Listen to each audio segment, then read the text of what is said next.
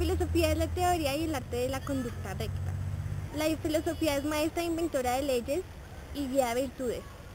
La filosofía es ciencia universal, difícil, rigurosa, didáctica, perfectible, principal y divina. Además debe ser un ser especial de los primeros principios y de las primeras causas. La filosofía es el camino de la experiencia del arte de la conducta recta.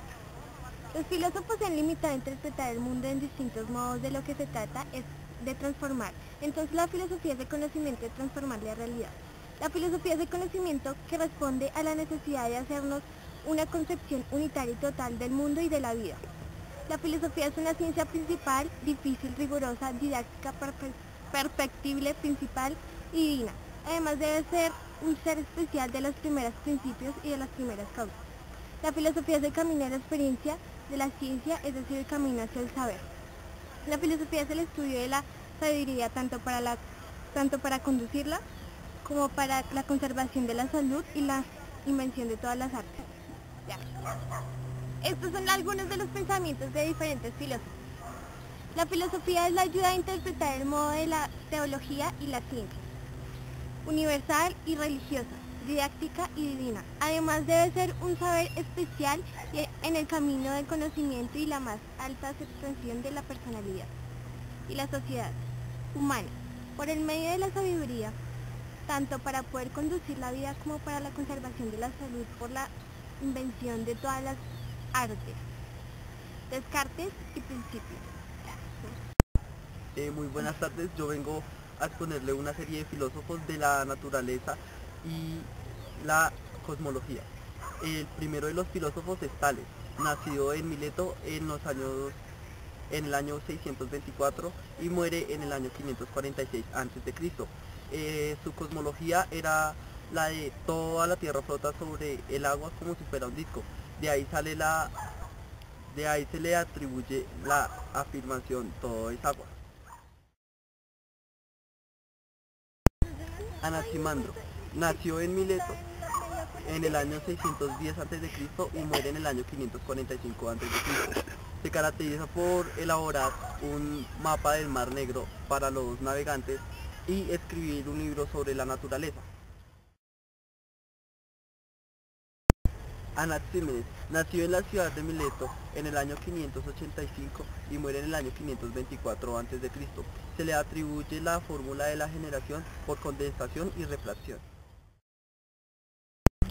Pitágoras nació en Samos en el año 562 a.C. Se le atribuye la teoría de la transmigración de almas y que los números son el principio de todo. Anaxágoras nació en la ciudad de Clazomene hacia los años 500 a.C. Su cosmología era que todo estaba mezclado excepto la inteligencia. Empedocles nació en la ciudad de Acragas en el año 495 a.C. Empedocles postula la existencia de 4 elementos: agua, tierra, fuego y aire. Demócrito nació en la ciudad de Abdera en el año 460 a.C. Abdera postuló la teoría de que existen los átomos. Heráclito nació en la ciudad de Éfeso en el año 544 y muere en el año 484 a.C. Se le dan dos postulaciones especiales: la oposición de elementos contrarios y la ley universal del logos. Xenofanes nació en la ciudad de Colofón en el año 570 y muere en el año 475 a.C. Es considerado el fundador de la teología filosófica.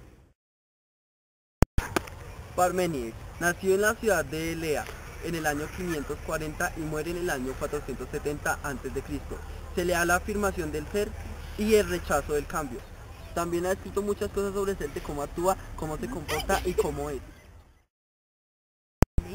Zenón nació en la ciudad de Elea en el año 490 a.C. Se le da la afirmación de defender la teoría de pirámides sobre el ser. Yo voy a exponer sobre las ramas de la filosofía. La primera rama de la filosofía es la filosofía de la ciencia. Se encarga de investigar la naturaleza, el conocimiento y la práctica científica. Se ocupa de saber el desarrollo y la evaluación de las teorías científicas. La segunda es la filosofía del derecho. La filosofía del derecho es una rama de la filosofía y la ética que se encarga de los fundamentos filosóficos de la creación y la aplicación del derecho. La estética es aquella que se encarga por objeto de la esencia y la percepción de la belleza. La rama de la filosofía que sigue es la ética. La ética es aquella que se encarga del estudio moral, de la virtud, del deber, la felicidad y del buen vivir. Teoría del conocimiento es aquella que se encarga del pensamiento, del estudio y el conocimiento de la humanidad. La lógica es la rama de la filosofía que se encarga de la inferencia y la validación humana. La metafísica es aquella que se encarga de estudiar de la naturaleza, el conocimiento, los componentes y los fundamentos de la realidad.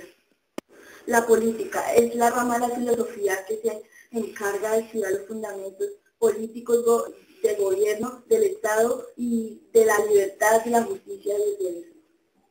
Es aquella ciencia, la religión, la que estudia las cosas de Dios y sobre la naturaleza y existencia de aquel mundo. También estudia sobre la luz y las tinieblas. Ontología es el estudio del ente de la realidad y del ser. La antropología filosófica es aquel que se encarga de las cosas personales, de la libertad, del estudio y de aquellas cosas que realizan ante un ser. Cosmología es aquella rama de la filosofía que estudia de dónde venimos. Significado, filosofía del lenguaje es aquella filosofía que estudia el significado del lenguaje, la verdad, la mentira, cómo, por qué y dónde. Astronomía es aquella rama de la filosofía que estudia el origen de las estrellas, el origen del universo y el origen del mundo.